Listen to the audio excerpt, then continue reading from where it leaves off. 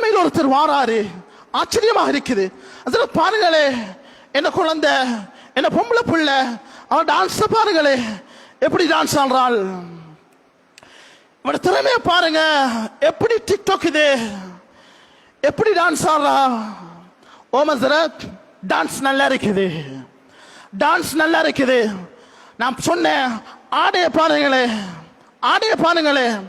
நீங்க அறக்கூட ஆடைய போட்டு இன்றைக்கு சோசியல் மீடியால டான்ஸ் ஆட வச்சுட்டு 10 பேரை கொண்டு காட்டி பெருமைப்பட்டுட்டு அதை 10,000 பேர் பார்த்து அதுல ஒருத்தன் ஏதோ ஒரு நாளையில உங்களோட பெண் குழந்தையை தேடி வந்து கூட்டிக் கொண்டு ஓடினதுக்கு பின்னால ஊர்ல மஸ்ஜிதுடைய நிர்வாகத்தில் வந்து, மஸ்ஜித் என்னத்தை பார்த்து கொண்டிருக்கிறீங்க, மஸ்ஜிதுடைய நிர்வாகம் என்ன செஞ்சு கொண்டிருக்கிறீங்க, ஊருடைய ஜமியத்துல் உலமா என்ன செஞ்சு கொண்டிருக்கிறீங்க, இந்த ஊருடைய உலமாக்கள் என்ன பண்ணி கொண்டிருக்கிறீங்க, என்ன பிரச்சனை, என்ன குழந்தைய, என்ன பெண் குழந்தைய இப்படி ஒருத்தர் தூக்கி தோடிட்டாரு.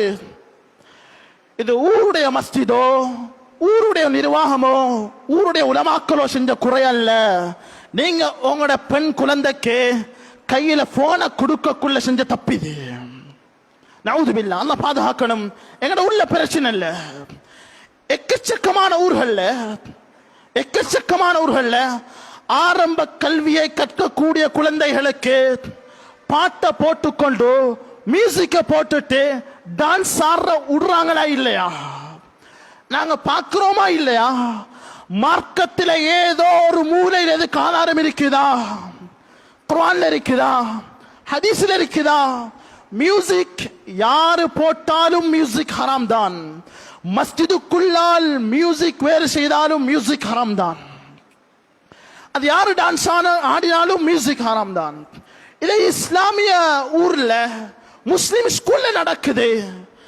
முஸ்லிம் ஸ்கூல்ல செஞ்சாலும் ஹராம் தான், அந்நிய ஸ்கூல்ல செஞ்சாலும் ஹராம் தான். ஏன்? மார்க்கத்தில் மியூசிக் ஹராம், டான்ஸ் ஹராம், செய்ய இயலாது. இது யாரு செஞ்சாலும் ஹராம். அன்பு இஸ்லாமிய சகோதரர்களே, அல்லாஹ்வின் நல்லடியார்களே, இது நடந்திருக்குது, இது நடந்திருக்குது.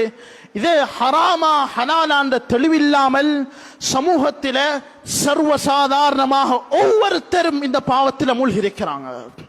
மேலான பெரியார்களே, சகோதரர்களே, உலமாக்கள் சொல்றாங்க, நீ 20 வருடமாக 25 வருடமாக தக்பீரை கட்டிக்கொண்டு முன் சஃபில் தொழுது கொண்டிருக்கிறாய். ஓண்ட தொழுகையில இன்னும் உனக்கு பக்குவமும் ரசனையும் வரலையா? சொன்னாங்க ஸல்லல்லாஹு அலைஹி வஸல்லம், மா மின் முஸ்லிமின் யன்துரு இலா மஹாசின் இம்ராத்தின் அவ்வல மர்ரத்தின் தும்ம யகுத்து பஸரஹு. ஒரு மனிதன் போனை யூஸ் பண்ணி கொண்டிருக்கிறான், போனை யூஸ் பண்ணி கொண்டிருக்கிறான். அதை யூஸ் பண்ணக்கூடிய நேரத்தில் ஒரு தவறான அட்வர்டைஸ் வருகிறது, தவறான போட்டோ வருகிறது, தவறான விளம்பரம் வருகிறது. உடனே அவருக்கு பார்க்க இயலும், பார்வையை தாழ்த்துகிறார். சொன்னார்கள் ஸல்லல்லாஹு அலைஹி வஸல்லம், இல்லா அஅதாஹு அல்லாஹு லஹு இபாதத்தன் யஜிது ஹனாவதஹா. அல்லாஹ் ஒரு இபாதத் செய்யக்கூடிய ஒரு பாக்கியத்தை நசீபாக்குவான். அந்த இபாதத்தை அந்த அடியான் அதனுடைய டேஸ்டை, அதனுடைய சுவையை சுவைத்து சுவைத்து சுவைத்து அந்த இபாதத்தை அவன் செய்வான். யாருக்கு இது? பார்வையை யாரு தாழ்த்துகிறாரோ அல்லாஹ் அவருக்கு கொடுக்கக்கூடிய கிஃப்ட் இது. கிதாபுல பதிவு செய்யறாங்க, யாரு பார்வையை தாழ்த்துவானோ அல்லாஹ் முதலாவது ஹலாவத்துல் ஈமான நசீபாக்குவான். ஈமானுடைய ருசியை அல்லாஹ் நசீபாக்குவான். யாருக்கு ஈமானுடைய ருசி நசீபாகுதோ, அல் குர்பு மின் அல்லாஹ், அல்லாஹ்வின் பக்கம் நெருங்கக்கூடிய தௌஃபீக்கை அல்லாஹ் நசீபாக்குவான். யாருக்கு அல்லாஹ்வின் பக்கம் நெருங்கக்கூடிய தௌஃபீக் நசீபாகுதோ, ரிக்கத்துல் கல்ப், அல்லாஹ் மிருதுவான உள்ளத்தை அந்த அடியானுக்கு கொடுப்பான். யாருக்கு மிருதுவான உள்ளம் கொடுக்கப்படுகிறதோ, லத்தத்துல் புகா, தனிமையில் உட்கார்ந்து அல்லாஹ்வை நினைச்சு அழக்கூடிய பாக்கியத்தை அல்லாஹ் நசீபாக்குவான். அன்பு இஸ்லாமிய சகோதரர்களே, பாவம் செய்த கண்கள் அல்லாஹ்வை நினைத்தோரு போலும் அழமாட்டாது. மனைவிக்கு சுகம் இல்ல, பிள்ளைக்கு சுகம் இல்ல, எத்தனையோ நாள் உட்கார்ந்து அழுதிருக்கிறோம். பிசினஸ்ல லாஸ்ட் ஆகிட்டாரு, அழுது கொண்டிருக்கிறாரு. எப்பயாவது ஒரு நாள் கையேந்தி அல்லாஹ்விடத்தில் துஆ செய்யும் போது அழுத கண்கள், எத்தனை கண்கள் இந்த இடத்தில் உட்கார்ந்து இருக்குது. சொன்னாங்க ஸல்லல்லாஹு அலைஹி வஸல்லம், 2 கண்கள் ஒரு போதும் நரகத்தில் நுழைய மாட்டாது. ஒரு கண் ஐனுன் கத்தத் அன் மஹாரிமில்லாஹ், அல்லாஹ் தடுத்த ஹராத்தை விட்டும் தன்னுடைய கண்களை பாதுகாத்துக் கொண்டொரு கண். ஒரு காலமும் அல்லாஹ் இந்த கண்களை நரகத்துக்கு அனுப்ப மாட்டான். வஐனுன் சஹிரத் ஃபீ சபீலில்லாஹ், சொன்னாங்க ஸல்லல்லாஹு அலைஹி வஸல்லம், இன்னொரு கண் இருக்குது, அது அல்லாஹ்வின் பாதையில் இரவு விழித்த கண்.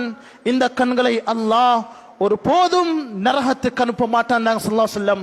ஆக மேலான பிறர்களே சகோதரர்களே, இன்றிலிருந்து நாங்க எங்கட கண்ணை பாதுகாக்கிறதோட இது சம்பந்தமான விடயங்களை எங்கட பிள்ளையும் நாங்க கவனம் செலுத்த வேண்டும். எங்கட பிள்ளையும் கவனம் செலுத்த வேண்டும். ஸல்லல்லாஹு அலைஹி வஸல்லம் சஹாபாக்களை கண்ணோட்டம் செலுத்தினாங்க. ஹரத்தில் நிற்கிறாங்க, ஹஜ்ஜுடைய காலத்தில் நிற்கிறாங்க, பக்கத்தில் ஃபஸ்ல் இப்னு அப்பாஸ் நிற்கிறாரு. ஒரு யுவதி பெண் வாரா, ஸல்லல்லாஹு அலைஹி வஸல்லம் கேள்வி கேட்கறதுக்கு வாரா. ஸல்லல்லாஹு அலைஹி வஸல்லம் ஃபஸ்ல் இப்னு அப்பாஸை கவனிக்கிறாங்க. அவர் அந்த பெண்ணை பார்த்து கொண்டிருக்கிறாரு. உடனே ஸல்லல்லாஹு அலைஹி வஸல்லம் ஃபஸ்ல் இப்னு அப்பாஸுடைய தலையை பிடிச்சி பார்வையை தாழ்த்தி சொன்னாங்க, ஃபஸ்ல், நீங்க அங்க பார்க்கறல்ல, பார்வையை தாழ்த்துங்கோ. நீங்க அங்க பார்க்கறல்ல, பார்வையை தாழ்த்துங்கோ. ஸல்லல்லாஹு அலைஹி வஸல்லம் ஒவ்வொரு சஹாபியுடைய விடயத்திலும் கண்ணோட்டம் செலுத்தின மாதிரி, எங்கட பிள்ளை ஸ்கூலுக்கு போறான், அங்க என்ன நடக்குது? டியூஷனுக்கு போறான், என்ன நடக்குது? நைட்ல பைக் எடுத்துட்டு போறான், என்ன நடக்குது என்ற ஒவ்வொரு கண்ணோட்டமும் ஒவ்வொரு தாய் தந்தைக்கும் இருக்க வேண்டும்.